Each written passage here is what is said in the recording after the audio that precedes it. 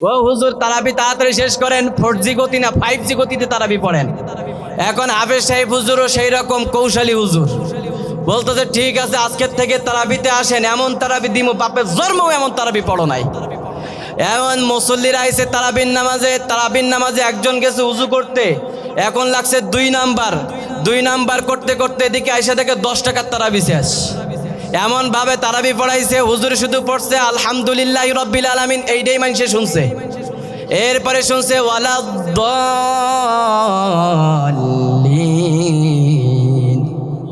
প্রথম আয়াত তার শেষের আয়াত শুনছে। এরপরে শুরু করছে আলিফ লাম মিম যালিকাল কিতাবু লা রাইবা ফীহি হুদাল লিল মুত্তাকিন। সুন্দর করে একটি আয়াত পড়েছে, এরপরে মাঝখানে কিচ্ছু বুঝে নাই, লাস্টের আয়াতে বিশাল এক টান দিয়া লা ইয়ালামুন বলে এমন এক টান দিছে, হাফেজ সাহেব হুজুর রুকুতে যাওয়ার আগে সব মুসল্লি রুকুতে চলে গেছে।